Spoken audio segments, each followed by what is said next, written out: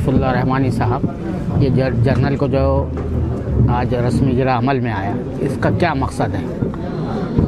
इसका मकसद है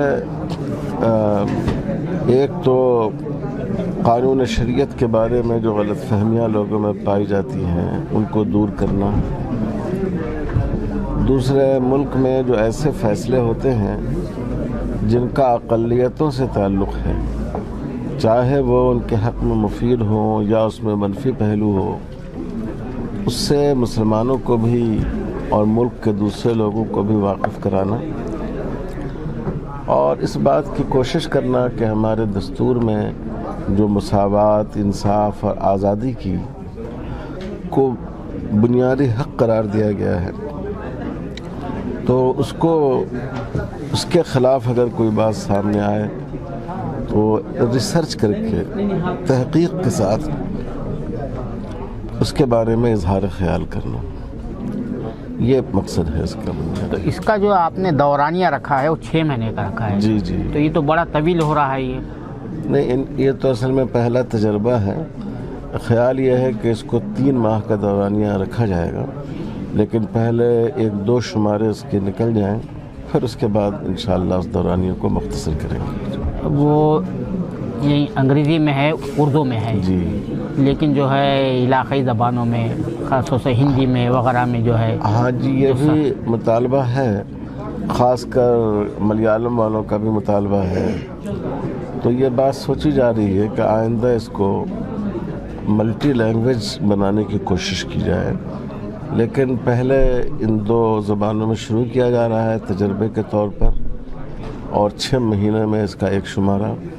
इंशाअल्लाह आइंदा ज़बान के एतबार से भी और वक्फ़े के एतबार से भी और ज़्यादा इसको बेहतर बनाने की कोशिश की जाएगी। अच्छा, ये सवाल अहम है बहुत कि मुसलमानों से ताल्लुक़ से जो फ़ैसले अदालत से आ रहे हैं जी, उस पर जो है पर्सनल लॉ बोर्ड जिस तरह से उसको डिफेंड करना चाहिए, जो जिस मकसद के लिए कायम हुआ था, जी, वो जी, नहीं हो पा रहा। क्या वजह क्या है? देखिए, मुस्लिम पर्सनल लॉ बोर्ड का दायरे कार महदूद है।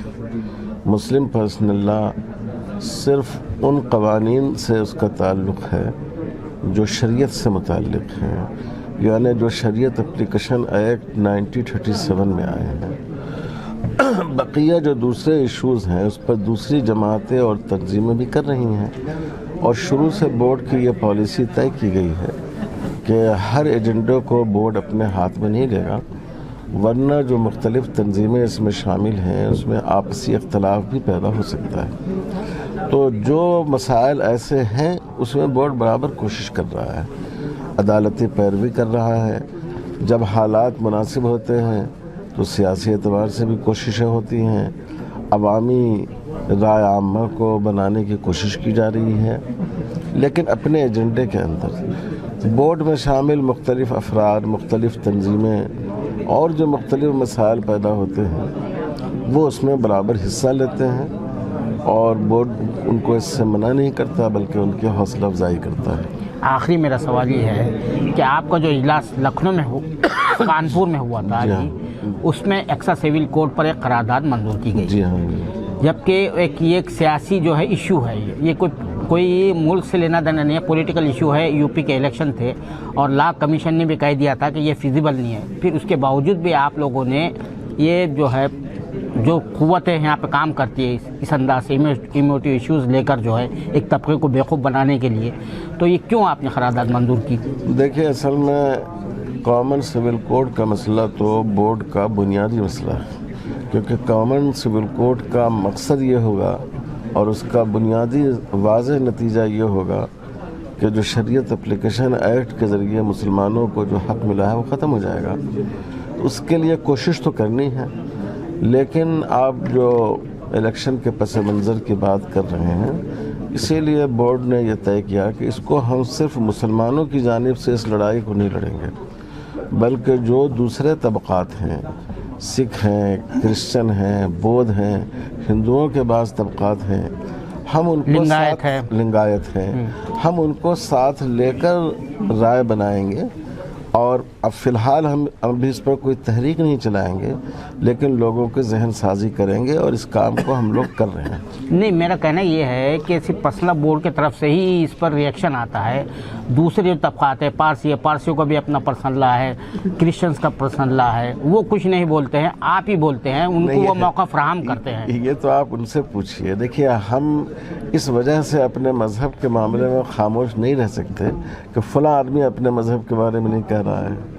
ہماری ڈیوٹی یہی ہے، اس بورڈ کا قیام اسی مقصد کے لیے ہوا ہے، تو ہمیں تو جہاں چاہے جس مقصد کے لیے، کوئی بھی مقصد ہو ان کا، سیاسی مقصد ہو، لیکن جب کوئی بات اسلامی شریعت کے خلاف آئے گی تو ہمارے لیے اپنا احتجاج ریکارڈ کرانا اور اس کے خلاف کوشش کرنا یہ تو ضروری ہے۔ اب جو دیکھیے دوسرے، اس کو آپ غور فرمائیے کہ جو دوسری کمیونٹیز ہیں، ہندوستان کی بات میں نہیں کر رہا ہوں، پوری دنیا کی، وہ اپنے مذہبی قوانین کے معاملے میں سنجیدہ نہیں ہیں جیسے مسلمان سنجیدہ ہیں۔ تو اس لیے آپ اس انداز سے نہ سوچئے کہ فلاں نے کچھ نہیں کہا، فلاں نے کچھ نہیں کہا۔